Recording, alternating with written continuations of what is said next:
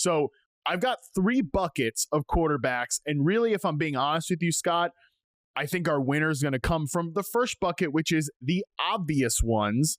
And the 3 guys here, we've got Justin Fields from the New York Jets, who is being drafted high in fantasy. He's QB8 right now. Totally get it. Totally understand. It depends like where you're looking. Some sites he's actually outside of the top 10. But generally, again, like people are in on him from a fantasy perspective, not an NFL perspective, though, which I think is a little more critical to talk about here. We've also got Daniel Jones of the Indianapolis quarterbacks. I think the Indianapolis Colts, he fits in this bucket. He's not being drafted very high at all. And then Bryce Young from the Carolina Panthers, who's sort of kind of cheating because he showed well at the end of the season. So those 3 guys, Scott, I think are probably our best candidates. Which one of them stands out to you as somebody that you actually might want to make a case for here? Yeah, it's a question of if we even think Fields is cheating or if he actually qualifies, because last year, I think he qualifies. I do think he qualifies, but for what it's worth. Well, you can't discuss Justin Fields without the one obvious gorilla in the room, which is that he represents the difference between real life value and fantasy value, because nobody thinks Justin Fields is a franchise quarterback. The Bears soured on that idea. The Steelers didn't believe it, and the Jets probably don't believe it. But Fields is a very capable fantasy quarterback. He was the quarterback 6 for the Bears back in 2022 when he ran for over 1,000 yards. And last year for the Steelers, he starts the first 6 games, only throws 5 touchdown passes, and he still was the quarterback 6 because he had 5 rushing touchdowns. The yardage wasn't crazy, it wasn't haywire, but he was still a proactive runner. So he goes to the Jets. I think the important thing for him fantasy-wise is to notice that Tyrod Taylor is the backup. He's into an age 36 season. Taylor is there to be the caddy. He's there to be the support system, the quasi-assistant coach. He's not there to challenge Justin Fields. The idea isn't that Justin Fields makes a couple of bad throws and looks over his shoulder. Am I coming out of the game? Am I getting yanked? That's not going to happen unless he's absolutely awful for several weeks and they have no choice. So the job belongs to Fields. They have presumably a good defense. It didn't play well last year. You would think new head coach Aaron Glenn will have some ideas on how to fix that. And even the receiver room in the Jets is kind of underwhelming. At least Garrett Wilson, Fields, they have the Ohio State time together that they spent, so they already have some familiarity. They've already run reps together. They were successful together at Ohio State, which is why Fields was such a high draft pick. Ultimately, look, it's Konami code. It's Rich Rebar. It's the way they score points for fantasy. A healthy Justin Fields in a full season is not only going to run for 1,000 yards, but he's also going to get rushing touchdowns. There are some mobile quarterbacks who get the yards, don't get the touchdowns. Lamar Jackson comes to mind. And there's also you get some quarterbacks who may get the touchdowns, don't get a lot of yards.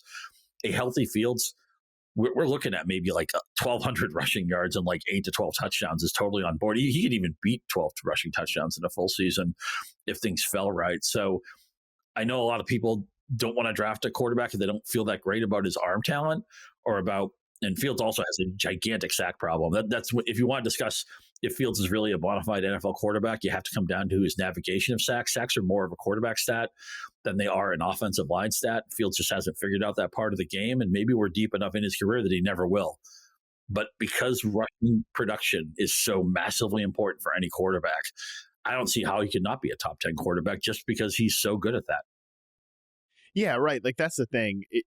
It almost isn't really like worth having the discussion of is Justin Fields going to be a good fantasy quarterback, because the answer is just simply yes. Like as long as he's on the field, and like you mentioned, I think he would have to embarrass himself and be like he just is an unplayable guy for Tyrod Taylor to go out there. Now Tyrod had a couple drives for the Jets last year where ironically like it was the moment of the season where there were reports that Garrett Wilson was really frustrated with Aaron Rodgers, and then they get blown out by the Bills, and then Tyrod goes in at the end of the game and he throws a touchdown to Garrett Wilson. It felt very, very poetic.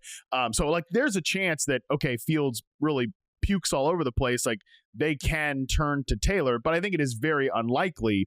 You mentioned the sack problem. Like I that is something that it has to be considered here. This is a team that wants to run the ball, wants to play good defense, and like wants to be, while rebuilding and looking towards the future, wants to be competitive in that regard.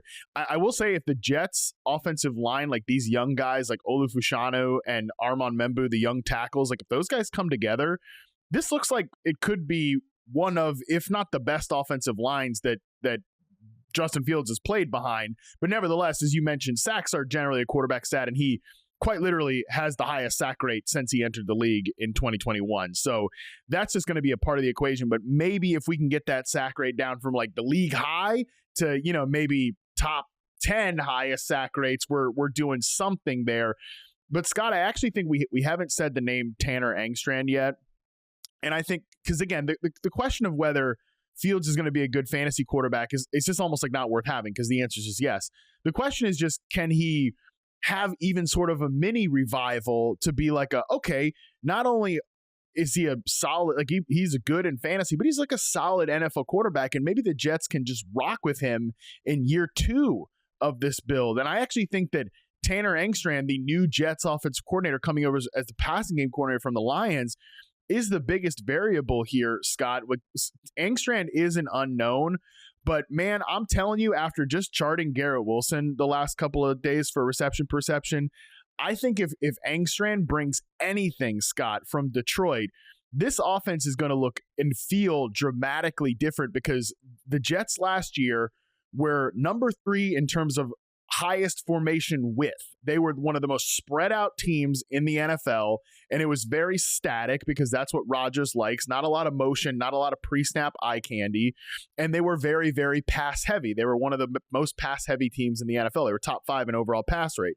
Well, the Lions are not a pass heavy team. They're one of the lower teams in terms of neutral pass rate. They're number 3 in terms of the lowest average formation width. They play very condensed. They take advantage of space, and there's a lot of pre-snap eye candy. So I think actually whether Angstrand can be like a Dave Canales force, as we talked about earlier, Scott, is maybe our biggest question here in terms of, can Fields turn this thing around?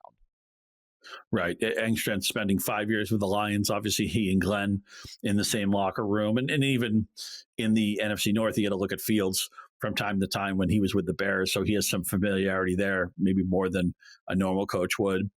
And it's so funny. You think of last year, Kirk Cousins, didn't want to do play action, certain stuff in the playbook you couldn't run with him, or Rodgers wanting everybody to stay put, wants a static offensive setup. Well, you're giving up play action and pre-snap movement are like the 2 offensive cheat codes that every team should be running. It's like telling a basketball team, no, you can't run the pick and roll and you can't shoot threes. It's like, well, that's what everybody else does. Why can't we do that? That's where the points are. That's where the efficiency is, right? Right. So it's so far you have some of these teams that they don't let their quarterbacks call audibles, which just seems like prehistoric to me, a good way to lose your quarterback and lose your offense. But again, Angstrand is an unknown because he's worked under people, but the right people, right? Ben Johnson, that offense that the Lions built over the last few years, and Goff and St. Brown, and what they did with Jameson Williams, and the running backs have been terrific. Obviously a carnival. Now the talent doesn't translate with the Jets, and I'm sure Aaron Glenn is trying to do that Mike Tomlin thing, where how do we win every game 13-10? That's the Jets would love to have 17, 13, 10 games this year. They would sign up for that, because maybe it would mean 9 wins. They might have the team set up for that. But I'm curious. Again, you have to take it on faith. A lot of times, it's a blind call about if Angstrand is ready for the play sheet. But end of the day, man, Occam's razor. The simplest explanation is best, right? Justin Fields isn't going to lose his job. Justin Fields is going to run. It's not always going to be pretty. You may not want to watch him play. If you're a Jets fan, I'm sure he's going to drive you crazy during the season. But end of the year, he's going to be quarterback 7.